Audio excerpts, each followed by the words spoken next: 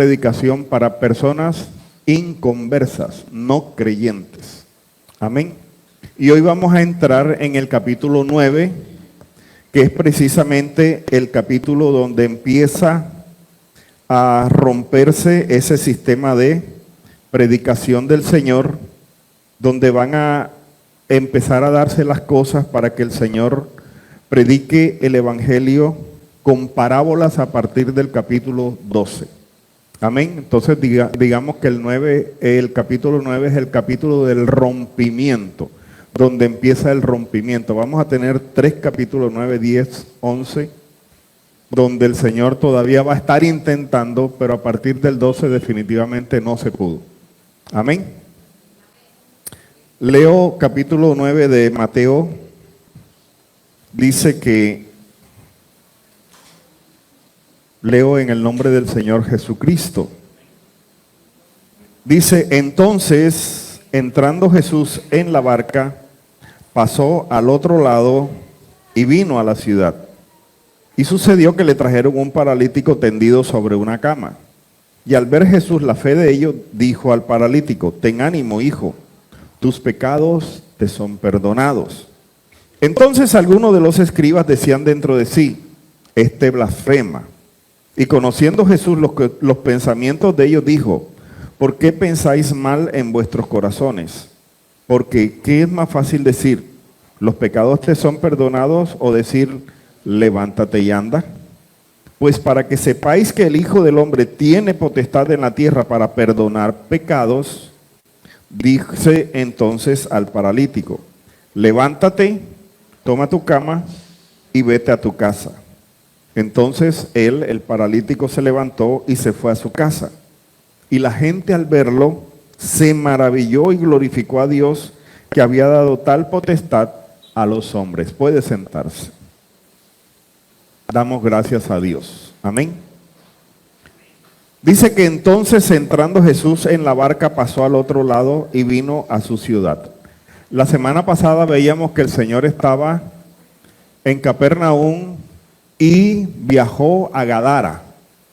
Le voy a decir, ese viaje, el lago viene el río Jordán, el lago, y sigue el río Jordán, es un viaje a lo largo del lago, o del mar de Galilea, o lago de Genezaret. Amén.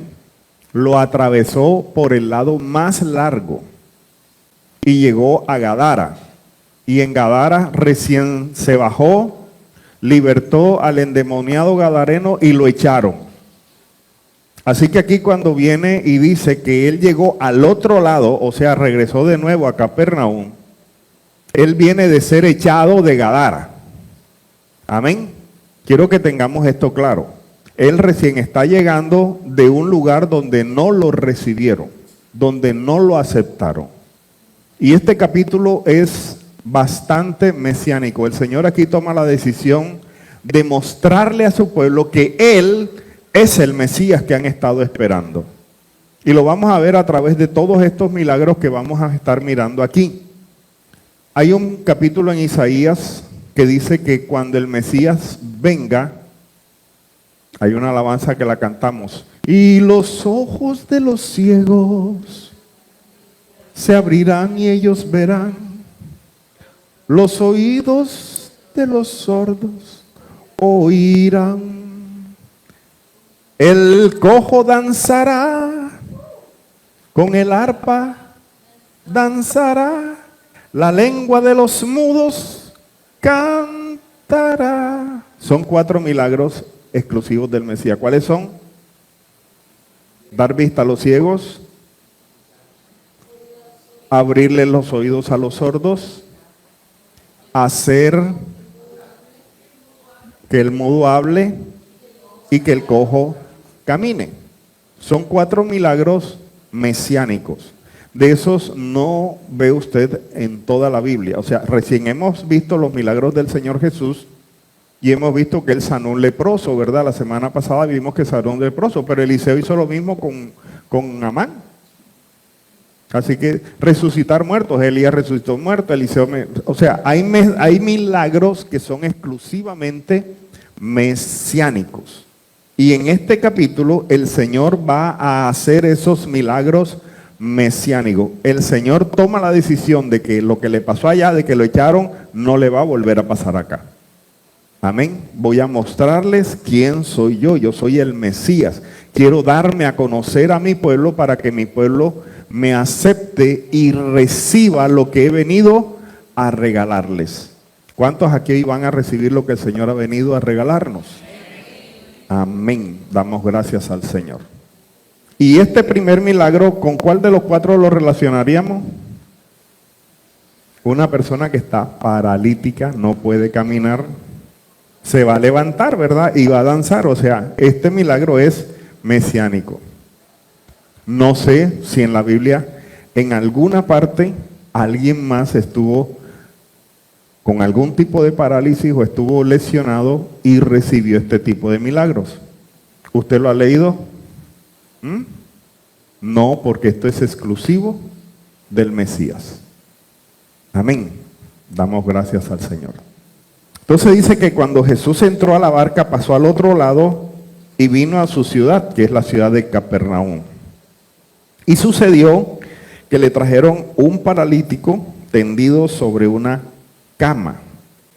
Damos gracias al Señor. Entonces, este relato está en diferentes detalles, en diferentes pasajes de la Biblia, pero la esencia está aquí. Traen al paralítico entre 4 amigos y cuando Jesús ve la fe de ellos, ¿qué es lo que se necesita para activar al Señor? Fe. Lo que mueve a Dios es la fe. Amén. Lo que hace mover el Señor a hacer un milagro es la fe. Y dice que vio la fe de ellos. ¿Quiénes son ellos? Los 4 amigos y por supuesto el paralítico.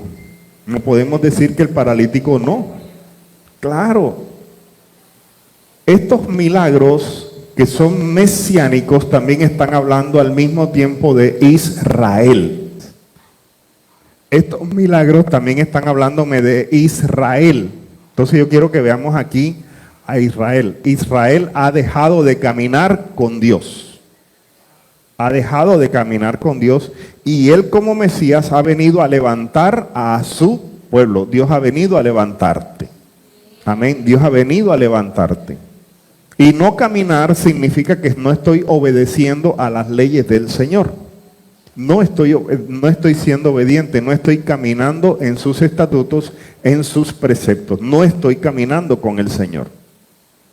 Así que este primer milagro que él va a demostrar que es mesiánico es lo que vino él a hacer. Y dice que este paralítico no podía caminar, se había alejado de los estatutos. Recuerde que caminar es caminar con el Señor. El andar muestra que estamos caminando o andando en la palabra de Dios. Y él había dejado de andar en la palabra de Dios, por eso estaba siendo cargado por otros. Y dice que él le dijo algo, le dijo, ten ánimo, hijo. Ten ánimo, hijo. En el original dice niño. Amén. Y esto muestra una familiaridad, o sea, es alguien a quien conozco, o sea, posiblemente este paralítico Jesús lo había conocido desde hacía mucho tiempo, no era una persona extraña. Dios conoce a su pueblo, no somos extraños para él. Por eso le dice, ten ánimo, hijo. Y lo primero que le dice es, tus pecados te son perdonados. Y esto es importante, porque la obra que vino el Señor a hacer fue a borrar nuestros pecados. No puede haber reconciliación con Dios estando en pecado. No puede haber milagro estando en pecado. Dios no puede obrar en alguien que está en pecado. Y esto va a ser un estándar en todo el evangelio del Señor Jesucristo. Es el arrepentimiento y perdón de pecado. No puede predicarse el evangelio u ofrecerle a las personas las promesas del Señor si no hay arrepentimiento y no hay perdón de pecados. No podemos, y muchas veces le estamos ofreciendo a las personas un evangelio torcido o retorcido, distorsionado, porque les decimos que Dios los va a ayudar permaneciendo ellos en la condición en la que está. Y no les gusta que uno les diga, tienes que dejar ese pecado. Y es lo primero que se le debe decir, porque es lo primero que le dijo el Señor. Viniste, te acercaste a mí, pues a mí no se me pueden acercar en pecado. Lo primero es tus pecados te son perdonados. Pregunto, este hombre dijo, bueno, ya vámonos a la casa, cárguenme de regreso que ya me perdonaron los pecados. ¿A eso fue? No, él no fue solamente a que los pecados le sean perdonados. Él quiere caminar con Dios. Nosotros no podemos conformarnos con venir y que nuestros pecados sean perdonados. Nosotros necesitamos caminar con el Señor. A eso hemos sido llamados, a caminar con el Señor. Entonces, y aquí viene el primer grupo, los escribas. Los primeros que se van a oponer al Señor son los escribas. ¿Qué dicen los escribas? Este blasfema. O sea, ¿quiénes son los escribas? Son las personas que conocían la palabra de Dios mejor que cualquiera. O sea, que yo creo que hasta de memoria se le debían saber porque eran los que transcribían, eran las fotocopiadoras de aquella época. Eran los que copiaban todas las Biblias y todos los libros de la Tanakh que existían en aquel tiempo. Los habían escrito ellos. Así que ellos sabían y sin embargo no creían que Dios podía enviar al Mesías a perdonar nuestros pecados. Por eso decían blasfema. Y mire cómo le dicen, este blasfema. Pero Jesús dice que conocía los pensamientos y les dijo, ¿por qué piensan mal en sus corazones? Cuando nosotros creemos que el Señor no es capaz de hacer algo, se nos cuenta como un mal pensamiento. Hermano, Dios va a hacer algo ahí.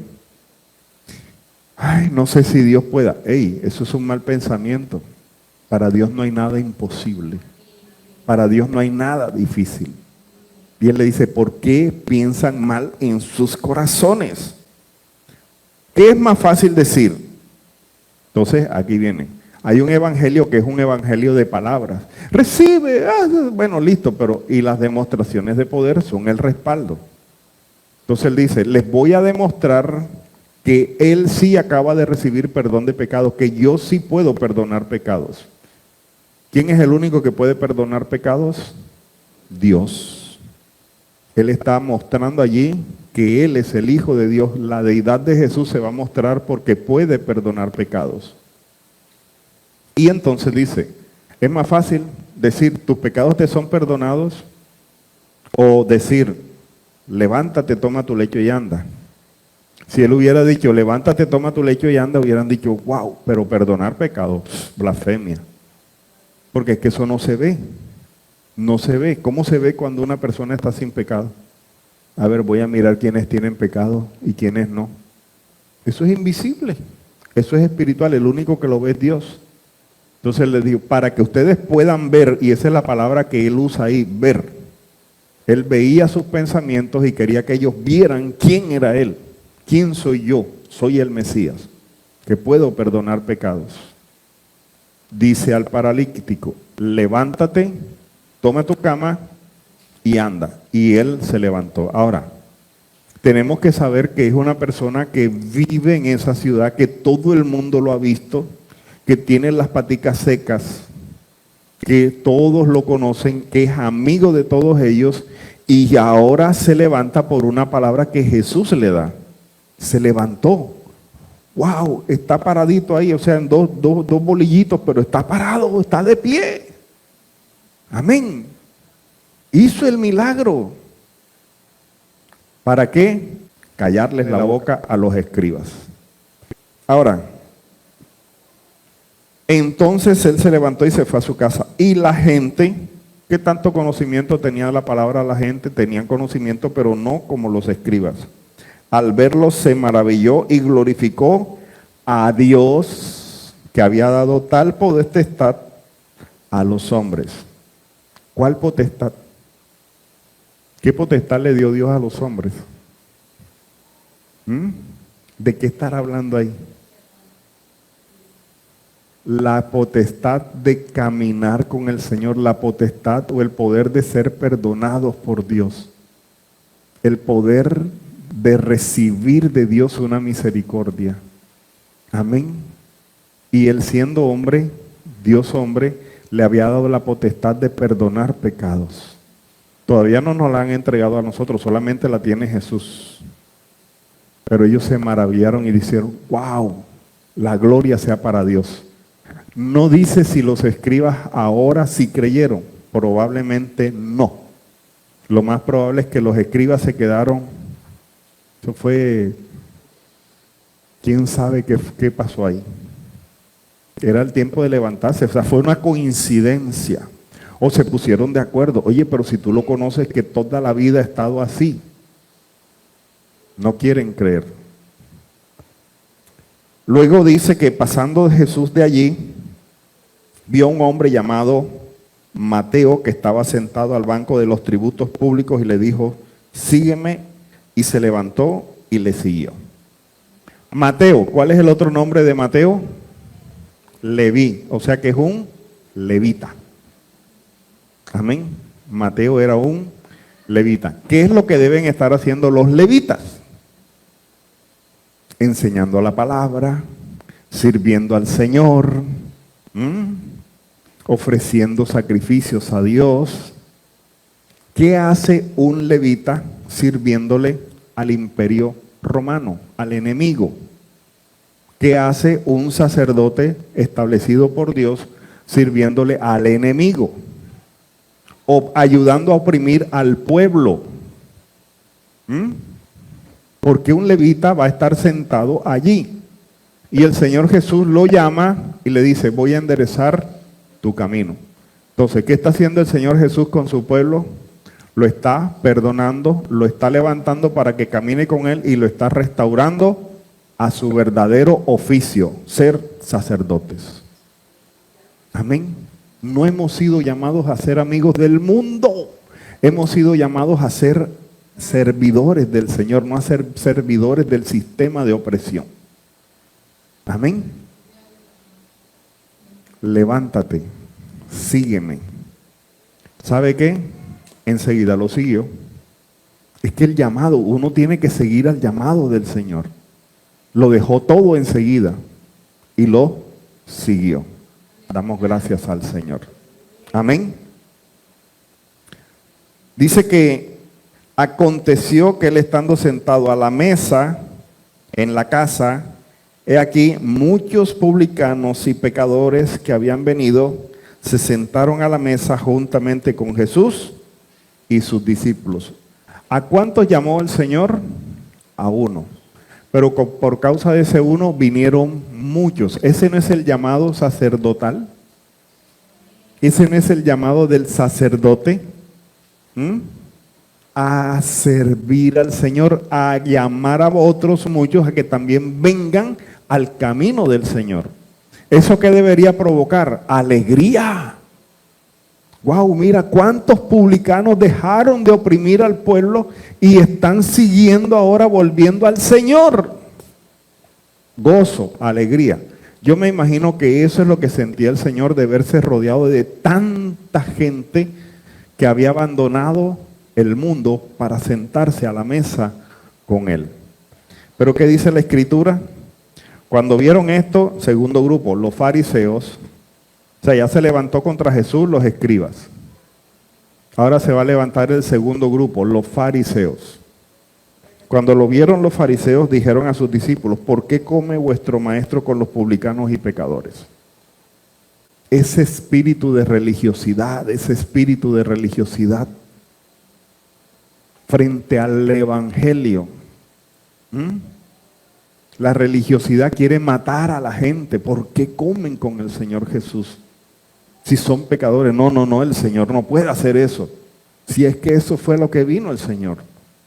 Y al oír esto Jesús les dijo, ojo, aquellos lo pensaron. Ya esto lo están hablando. Amén.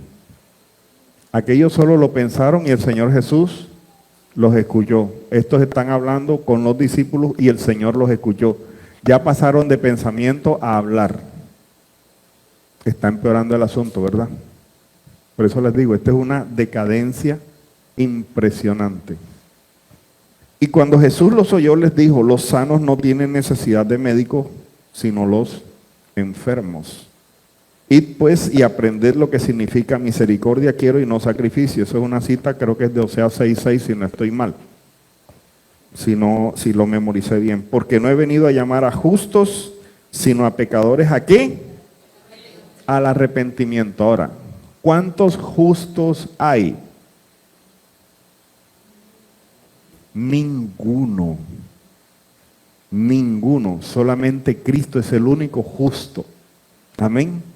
Y si Él dice que Él no vino a llamar a los justos, sino a pecadores, ¿a quién está llamando? A todos, a usted y a mí nos está llamando aquí al arrepentimiento. Aquí no hay un milagro tan evidente como el del paralítico, pero wow, sí que se nota lo que es que unas personas dejen de servir a Roma para servir a Dios. Ese es el cambio que deben ver las personas en todos nosotros, que abandonamos lo que éramos antes y nos convertimos en fieles servidores y seguidores de nuestro Señor Jesucristo. Amén.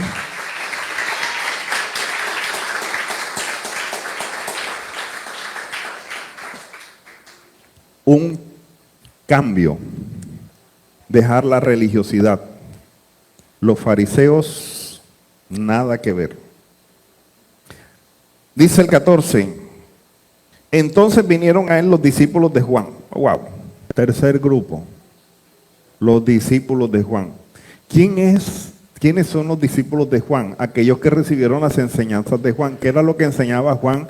Arrepentimiento y diciendo que vendría uno más grande que él, que es el Mesías. O sea, Juan estaba anunciando a Jesús. Pero ahora ellos se van a levantar también en contra de las enseñanzas del Señor. El tercer grupo, los seguidores de Juan. Wow. Diciendo, ¿por qué nosotros y los fariseos, con quiénes se están comparando? Con los fariseos. O sea que el estándar de ellos eran los fariseos. Ahí se equivoca la gente. El estándar no es ninguna religión, el estándar es Jesús. El estándar es el Señor Jesucristo. No podemos estar en ese conflicto de ¿a quién sigo? ¿Lo que dice la religión o lo que dice el Evangelio? Siga el Evangelio. El estándar no es lo que hace todo el mundo, lo que hacen los fariseos, es Jesús. El estándar es Jesús. Y le dicen, ¿por qué nosotros y los fariseos ayunamos muchas veces y tus discípulos no ayunan? Vamos a ver, explícame eso. Están tomando algo espiritual. Es que cuando se levantan en contra del Señor muchas veces toman es la parte espiritual. Nosotros somos gentes de ayuno, ustedes no ayunan. Somos gente de oración, ustedes no oran. Ah, bueno, ustedes oran de 3 a 4, pero es que una hora no es suficiente. Y empezamos a tomar todas las actividades religiosas para convertirlas en puñales para herir a los demás. Cuidado. Cuidado con esto. Y recuerde que todo esto tiene que ver con Israel. Jesús le dijo, ¿acaso pueden los que están de bodas tener luto entre tanto que el esposo está con ellos? Y aquí está hablando de el Mesías. El Mesías que toma por esposa a Israel. O sea, ellos esto lo tienen que estar entendiendo bien claro. Porque es una boda, las fiestas que están anunciándose desde el comienzo, desde Génesis se está anunciando el matrimonio con Israel. Amén. Entonces le dice, ¿cómo puede el entre tanto tener luto entre tanto que el esposo está con ellos? Pero vendrán días cuando el esposo les será quitado y entonces ayunarán. Y ahora hace dos comparaciones, una de remiendo de paño y otra de vino en odres viejos. El primero se refiere a la palabra de Dios y el segundo se refiere a la llenura del Espíritu Santo. ¿Qué dice lo primero? Nadie pone remiendo de paño nuevo en vestido viejo, porque tal remiendo tira del vestido y se hace peor la rotura. Pregunto, ¿Qué es lo que se quiere recuperar? ¿El vestido o el paño? ¿Por qué pondrían un pedazo de tela nuevo en un vestido viejo? ¿Para salvar qué? ¿Por qué hacen un remiendo en un vestido viejo? Porque el vestido viejo todavía sirve para poderlo seguir usando, para poderlo. Pero si usted le pone un remiendo que no encaja ahí, vas a dañar todo el vestido. En este caso, la palabra es la que se ha venido dando toda la vida. Toda la vida. La palabra de Dios, el Antiguo Testamento, por decirlo así. Es el paño, es el vestido que todavía sirve, funciona, no ha sido tirado a la basura, pero le han hecho remiendos, le han puesto cosas que no necesita, como las tradiciones, como las interpretaciones, filosofías, y lo que hacen es que lo empiezan a rasgar y a dañar. Eso no se puede hacer, no se le pueden meter argumentos nuevos e interpretaciones nuevas a la Biblia. La Biblia no necesita nada de eso. Amén. Y la segunda es, nadie pone vino nuevo en odre viejo, refiriéndose al Espíritu Santo. Para nosotros poder recibir el Espíritu Santo tenemos que tener un nuevo nacimiento. Tiene que haber un nuevo nacimiento, porque nadie puede poner un Espíritu Santo nuevo en una persona que todavía vive a la manera pasada, a la vieja manera de vivir. Amén. No se puede. Entonces, esto es lo que el Señor está diciendo. No se puede echar vino nuevo en un odre viejo, porque se va a romper, se va a reventar, o sea, se va a derramar, se va a entristecer el Espíritu Santo y no lo vas a poder retener. Tienes que tener el nuevo nacimiento para poder ser lleno del gozo del Espíritu Santo. Amén. Y esto es lo que el Señor le estaba diciendo a Israel en este momento. Ustedes no pueden alterar la palabra de Dios y tienen que transformarse, nacer de nuevo, como le dijo a Nicodemo, para que reciban lo nuevo que tengo, que es el Espíritu Santo para mi pueblo. Amén. Damos gracias a Dios. ¿Quiénes no se transforman? Los que quieren permanecer en la religión y en las tradiciones. Se cierran y no aceptan nada. Si está en la palabra, uno lo debe aceptar. Damos gracias a Dios. Ahora, dice que mientras él les decía estas cosas, vino un hombre principal y se postró ante él diciendo, mi hija acaba de morir, mas ven y pon tu mano sobre ella y vivirá. Wow, qué fe la de este varón. Amén. Si unimos los dos relatos, es posible que cuando él salió de su casa, la hija todavía estaba enferma. Cuando llegó acá, habló con el Señor y es cuando el siervo le dice, ya tu hija murió, deja en paz al maestro. Y él dice, Señor, mi hija acaba de morir.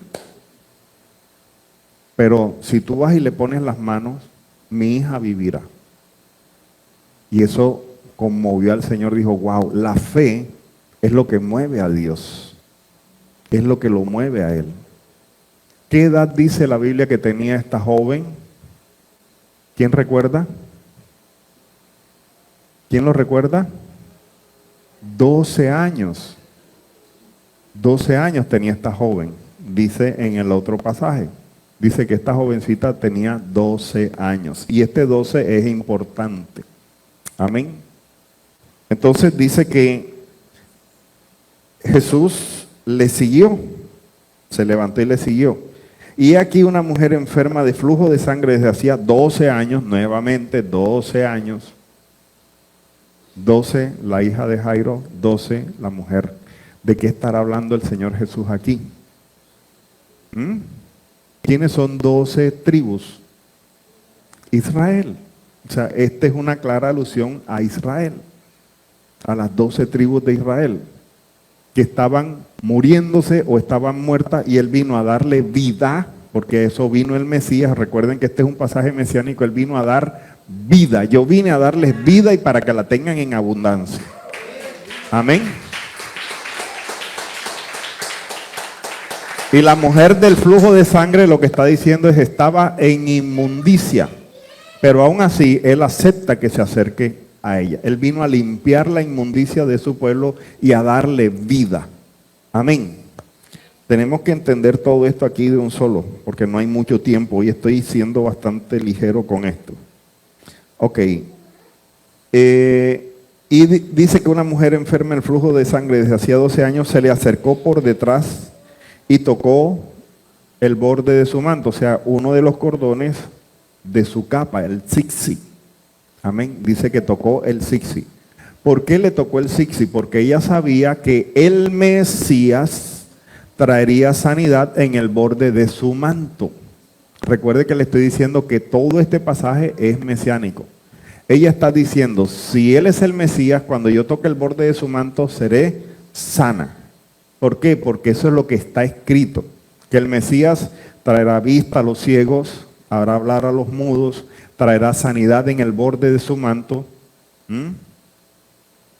levantará a su pueblo. Esa es otra de las cosas que dice el Mesías, ¿verdad? ¿Y qué está haciendo? Lo está levantando. Damos gracias al Señor. Mire que dice, se levantó.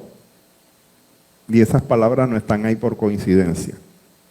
Si tan solo tocar el borde de su manto, seré sana. Pero Jesús, volviéndose y mirándola, dijo, ten ánimo, hija, tu fe te ha salvado. Nuevamente, ¿qué es lo que produce la salvación?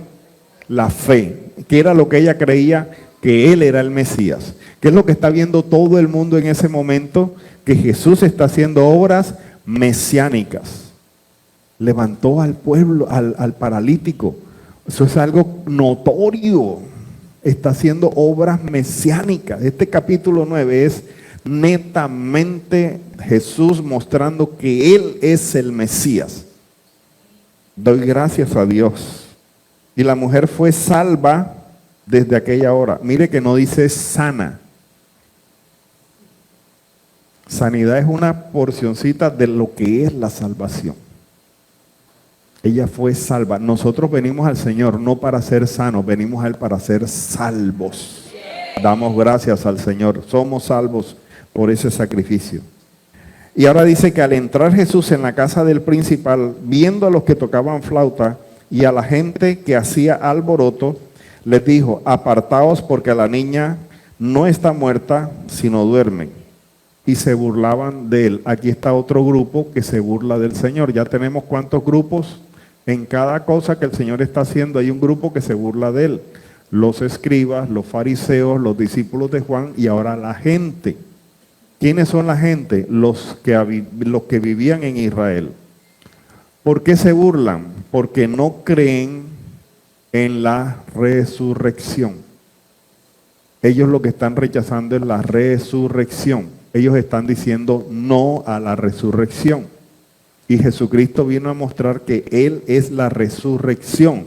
De hecho, Él le enseñaba a Marta, María y a Lázaro, dice, no les he dicho que si crees verás la gloria de Dios, que Él resucitará, que hay una resurrección.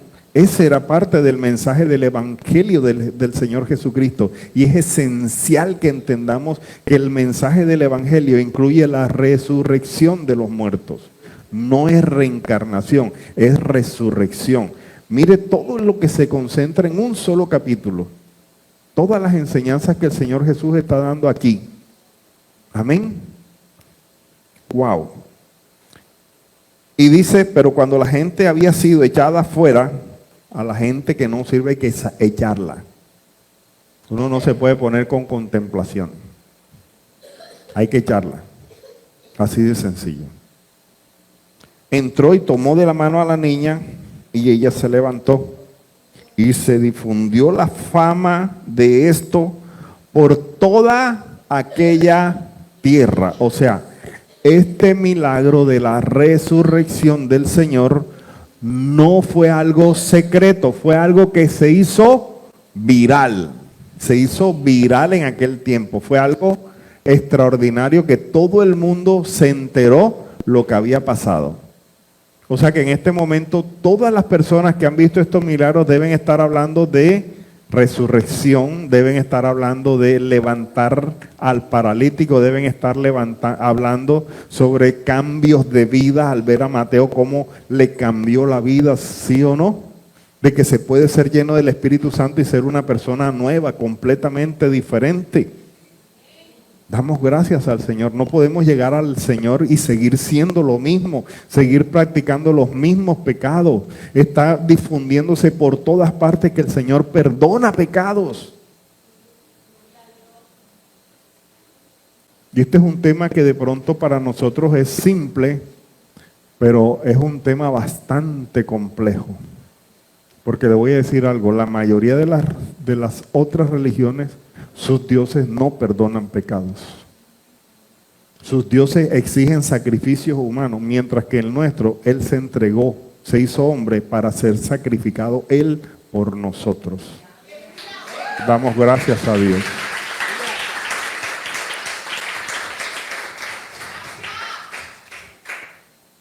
Y dice, pasando Jesús de allí, ¿voy bien de tiempo? Sí. Le siguieron 2 ciegos, dando voces y diciendo, ten misericordia de nosotros, hijo de David. Ok, esta referencia al hijo de David significa que ellos están reconociendo ya que Jesús es el hijo de David prometido, el que habla la profecía de que vendría, es decir, el Mesías. Ellos cuando lo llaman hijo de David están reconociendo en él al Mesías. Tremendo, ¿verdad? Por eso le dije que este capítulo es netamente mesiánico. Y esto Jesús no lo va a desaprovechar. No puede, porque Él quiere mostrar que Él es el Mesías. Si los fariseos, si los escribas, si los discípulos de Juan, si las gentes no creen, pues Él va a seguir haciendo todo lo necesario para que lo crean. Y aquí vamos al otro milagro mesiánico, que es que los ciegos volverán a ver o verán. Amén. Le siguieron 2 ciegos dando voces diciendo, ten misericordia de nosotros, hijo de David. Y llegado a la casa, vinieron a él los ciegos. O sea que parecería que ellos gritaron y él siguió hasta la casa. Uno no se puede rendir con el Señor, porque el Señor así es como prueba nuestra fe. El milagro no ha llegado no porque el Señor no te ame ni porque el Señor no te esté escuchando, sino porque el Señor quiere ver qué haces tú ante las adversidades, si permaneces o no en la fe del Señor.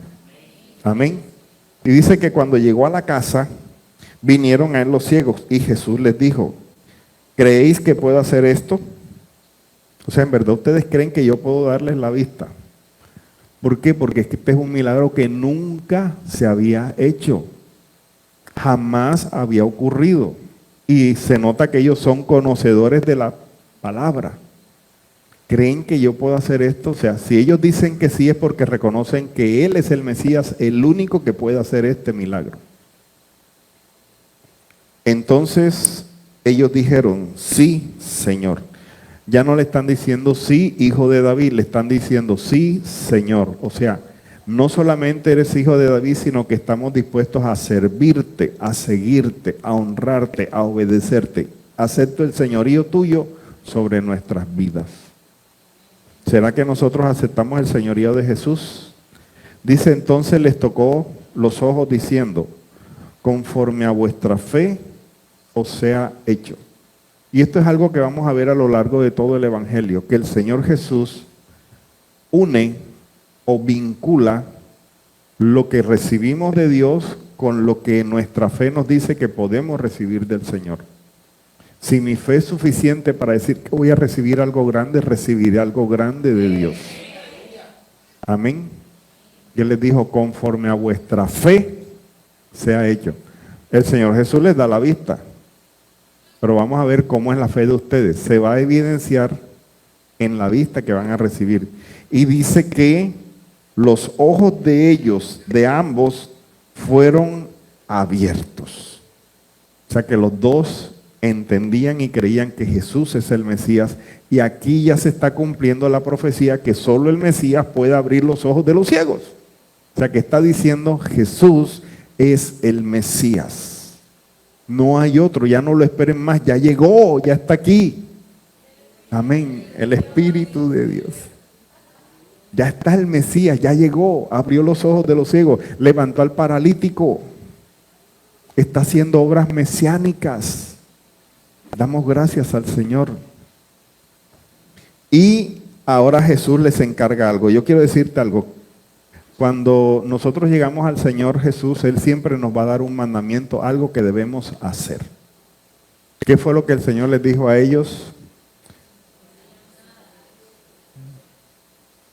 Que nadie lo sepa. Mirad, que nadie lo sepa. No le cuenten esto a nadie. Es el mismo consejo que yo le doy a la gente. No le cuente sus cosas a nadie. Pero hay cosas que es imposible guardárselas, ¿verdad? Ahora, ¿por qué no quería que lo supieran? Porque Él no había venido como el Mesías que estaban esperando, que los iba a libertar de la opresión de Roma, que iba a reinar. Todavía no. Él iba apenas a venir como el Mesías sufriente de Isaías. Amén. Como el Mesías que perdona pecado, el hijo de José. Amén. Que perdona a todos sus hermanos. El Salvador. El que les da lo que ellos necesitan. Ese es el Mesías que está en este momento. No el otro que están esperando todavía hasta el día de hoy. Por eso Él no quería que supieran que Él es el Mesías, porque esto de una vez lo iba a poner en evidencia. Pero ellos, salidos, divulgaron la fama de Él por toda aquella tierra. Qué ministerio evangelístico tan grande tuvieron estos dos cieguitos, ¿verdad? Tremendo. Llegar a evangelizar y anunciar esto por toda aquella tierra. Dos. ¿Aquí cuántos somos? Deberíamos salir a evangelizar más. Amén. Damos gracias al Señor. Un mudo habla. Yo no sé, pero a mí este pasaje me está emocionando cada vez más. Porque es que está condensado en un solo capítulo toda la obra mesiánica que identifica quién es el Mesías, pastora. Es impresionante. Y dice que mientras salían ellos, he aquí le trajeron un mudo endemoniado. Y echado fuera el demonio, el mudo habló y la gente se maravillaba y decía, ¿qué decían? Porque que nunca nadie podría haberlo hecho, porque esto el único que lo podría hacer es el Señor, el Mesías. Amén. Hay cosas que nunca vas a ver que otro las haga, porque el único es el Señor. Nunca, nunca, nunca, nunca se ha visto cosa semejante en Israel. Amén. Damos gracias al Señor. Ahora, qué pena la forma como termina el capítulo.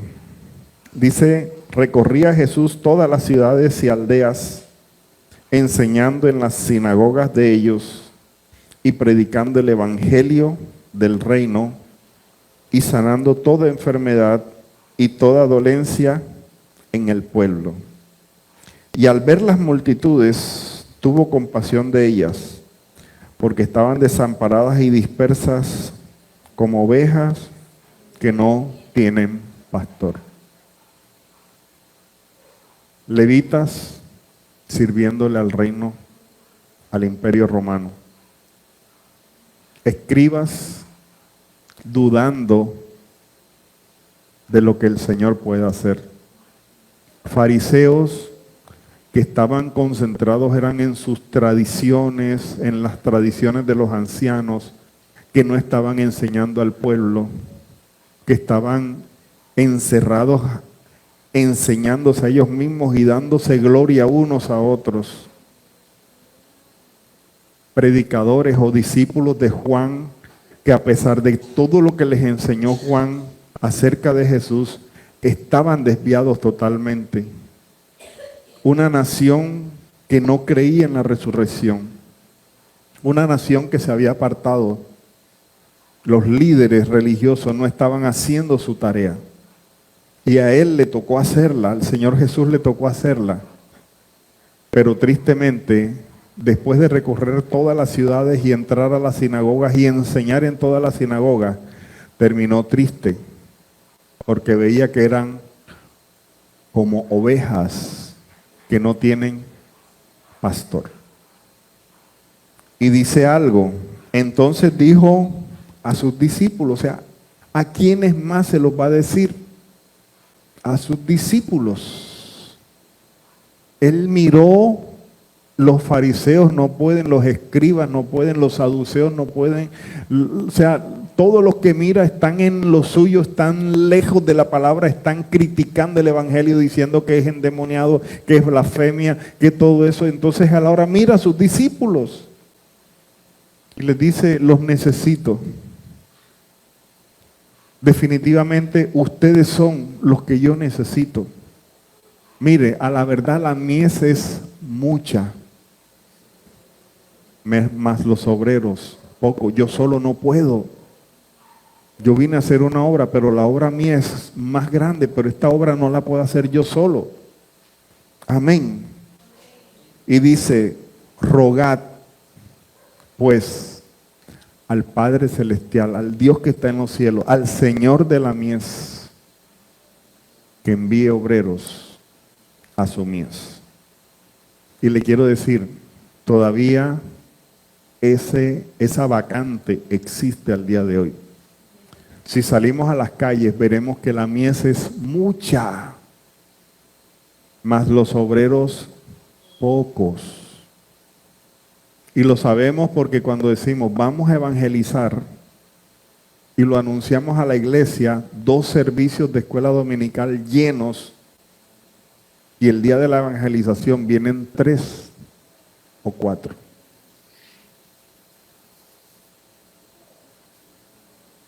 Cuando graban los que están predicando, unos pocos. Los que más llevan son cuando evangelizan los jóvenes, y creo que son los únicos que están evangelizando, han evangelizado últimamente. Que se van ahí, vamos, y forman el desorden y se van. Pero los que evangelizan, rato, el Señor te dice, la mies es mucha. Padre, te ruego que envíes obreros a tu mies, porque se necesitan recoger esas almas que están allá afuera. Este es el núcleo del Evangelio del Señor Jesús. Lo que estamos aprendiendo es el Evangelio del Señor Jesús. El Evangelio de la verdad. Y conoceréis la verdad y la verdad os hará libre. El Evangelio no es la emoción y vamos y esto y Dios te va a dar y Dios te va a prometer y Dios te va a exaltar y Dios te va a llevar y vas a ir y vas a tener y Dios te va a proveer. O sea, ese no es el Evangelio, el núcleo del Evangelio. Forma parte. Pero la Biblia dice, busca primeramente el reino de Dios y su justicia, y todas las demás cosas vendrán por añadidura. El núcleo del Evangelio es el arrepentimiento, el perdón de pecado, la fe en el Señor Jesucristo, los milagros, el Espíritu Santo, la llenura, la transformación de las vidas. Yo tengo que dejarme transformar por el Señor. Tengo que salir de ese dilema, religión o evangelio. Y tengo que mirar que mi estándar es el Señor Jesucristo. Pero si se he puesto los ojos en el Señor, el autor y consumador de la fe. Mi estándar no es el pastor que predica y que tiene 1 millón de seguidores en internet. No es la pastora que produce 1000 cosas en internet. Es el Señor Jesús. No son los influencers cristianos, no son los cantantes, es el Señor Jesús. Amén. No nos dejemos engañar. No nos dejemos apartar de la verdad del Evangelio. Los milagros, sí, hoy es martes de poder y milagro. Pero para recibir el milagro hay que acercarse al Señor, y para acercarse al Señor hay que haber dejado el pecado. Porque si usted viene sin dejar el pecado, Puede que el Señor le haga el milagro, pero no va a conservarlo. No lo vas a poder retener porque vas a volver otra vez, como la puerca que regresa otra vez a ensuciarse. Amén. Damos gracias al Señor, pudimos completar el capítulo 9. Gracias Dios. Amén. Gloria al Señor. Vamos a estar de pie. Padre, yo te doy gracias. Hoy es martes de poder y milagros. Yo creo que has entendido este mensaje claramente. Que no podemos escuchar a los que se levantan en contra del mensaje del Evangelio. No podemos estar escuchando eso. Tenemos que cerrar nuestros oídos a todos esos que dicen que la Biblia es mentira, que los milagros son mentiras, que ya pasó ese tiempo. Hoy hay que arrepentirse, tiene que haber arrepentimiento. Tenemos que recibir el perdón de nuestros pecados. Amén. Hay que recibir el perdón de nuestros pecados.